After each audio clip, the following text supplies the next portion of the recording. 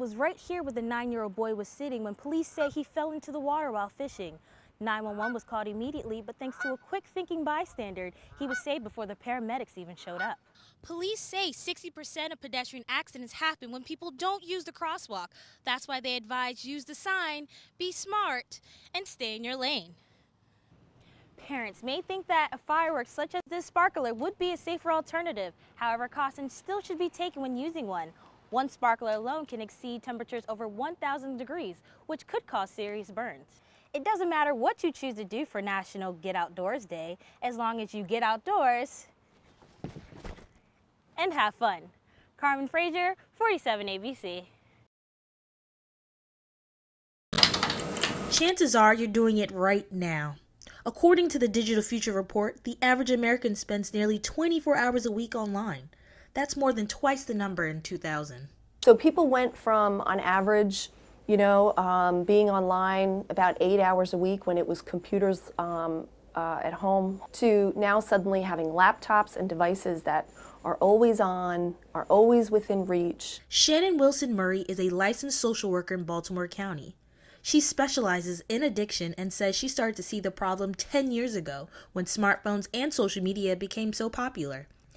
And it impacts all ages. Lots of seniors who are lonely are getting online, trying to seek out connection that way, and they end up getting swindled out of life savings and things. In 2015, the largest group of internet users were women 55 years and older, with older men only 1% behind that. Internet addiction can affect anyone. There's this kind of dopamine hit that will occur in people's brains, and so what we see is it becomes problematic for people when they are spending more of their time doing that than keeping a balance in their lives. Something Monica Momo from Baltimore is very familiar with. I can't sleep without my phone being near me. I will always be scrolling on social media for hours. Instead of getting homework done, I'll be on Facebook, and it took a toll in my education. And then it took a toll in my social life because I never wanted to go out with friends. 5 years ago, Monica lost her father. That's when she said her addiction to the internet started. It was just isolation from everything. And then I felt like I could be who I wanted to be online, and I didn't have to face the reality of coping with sudden death. My family and friends stopped really inviting me to certain events because they knew I would rather just stay home and be locked up in my room, and it was just I was hurting myself, honestly. Until she finally realized something had to change. I had to look within myself. I'm like, I can't run away from my emotions forever. I cannot just block out people. I need to interact with people. So how do you identify as an addict, which only really affects about 10% of the population? Experts say the warning signs include depression, anxiety, disengagement in hobbies, restlessness, and isolation. If you cannot sit with 2 hours without just being on your phone, you have a problem. I think it kind of looks like the Predator from the front, so I'll kind of call it that. That was Brett Sutton from Greenwood, Delaware. And yes, that's his 1,100-pound pumpkin. But let's take it back about 6 months ago, when it was just a small little pumpkin seed. Back in April, Sutton said he planted the seed in a cup and let it grow in his house for about a month. Then he transferred it to his garden. Mother Nature stepped in to do her job. Finally, the real work began. I always watered it between 70 and 100 gallons a day. 6 months of my life, every day. Started out, it might have been 10 minutes to 3 hours a day out here pruning, taking care of it, scouting it. Luckily for Sutton, he was no amateur when it came to growing giant pumpkins. It's been a family affair for years. My father and I started doing this about 6 years ago. In the first year, we came out with a 300-pound pumpkin. Then my grandfather got involved, and we did it another year, and we ended up getting a 500-pound pumpkin. Then the third year, we got a 700-pound pumpkin. And then the last 2 years, I actually lost both pumpkins to insects and disease, and this is year 6. This is his first year on his own where he was able to successfully keep a pumpkin alive, and he plans on entering it in the South Jersey Pumpkin Festival, where he thinks he has a true contender to win. For anyone out there interested in growing their own giant pumpkin, Sutton has a good word of advice. You got to be passionate. You really have to want to do it. Put the work in.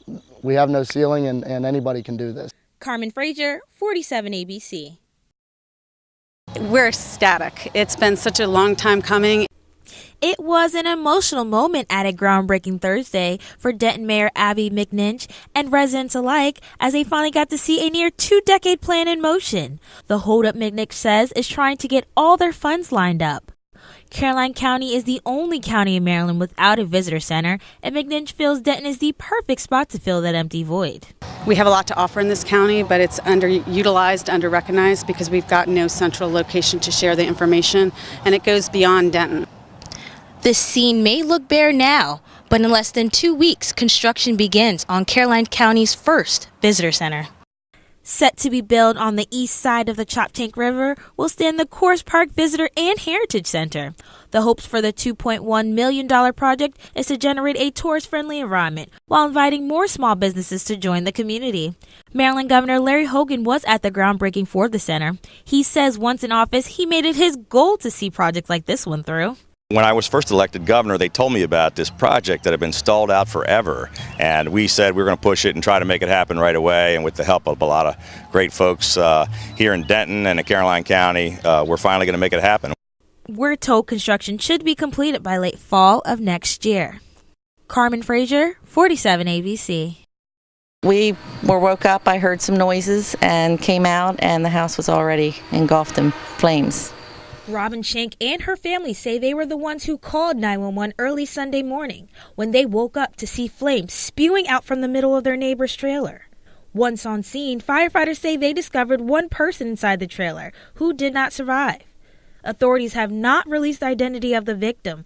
That body has since been turned over for an autopsy. However, mourners tell us this home belonged to Joyce Klug. She's always been a mother to me. She's been there through so much for me. I'm really going to miss her. Elizabeth Callahan says she's the daughter-in-law of Klug and has known her for 17 years. She says she was a truly loving person. She was amazing. She could light up a room, give you the coat off of her back. She'd do anything for anybody. Generous, big-hearted, amazing woman. We're told Klug had just finished celebrating her 57th birthday, the day before the fire, on October 15th. A GoFundMe account has been set up to help the family with funeral costs. Carmen Frazier, 47 ABC. Monday morning, Laura McCarthy came into work and she decided to check on the geese. And that's when she said she found the body. I always look to see where they are, and there were several lined up against the river. So as I was looking at them, I noticed something in the river that didn't look right. And so I walked over to see what it was and realized it was a person. The Salisbury Police Department have identified that person as 43-year-old Thomas Hitchens Jr. of Salisbury. McCarthy is the office manager of R.C. Holloway Company, which sits alongside of the Wacomico River on Mill Street.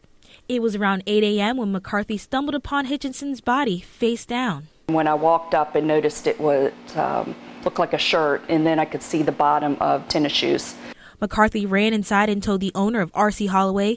His son then called the police. Detectives say they are still working to determine how Hitchenson ended up in the water. They say there was no obvious signs of trauma to his body. I didn't see any kind of movement. Seemed to indicate it might have been there a little bit. Before that morning, we're told the last time anyone was around the building was Saturday afternoon before it closed for the weekend. So it was quite a shock to McCarthy. And it certainly was not expecting to see a body in the water. 47 ABC, I'm Carmen Frazier. Wacomico and Worcester County will host a state Zika awareness town hall meeting this Monday. The event will be from 5 to 7 p.m. at the Tri-County Council building in Salisbury. The main speaker will be Dr. Howard Haft with the Public Health Service for the state of Maryland. We're told Haft will go over the history of Zika, prevention tips, and answer general questions about the Zika virus. When it comes to state fairs, food and shows are just a few of the main attractions, but we can't forget about the rides. So here at 47 ABC, we decided to check out some of the rides the Delaware State Fair has to offer.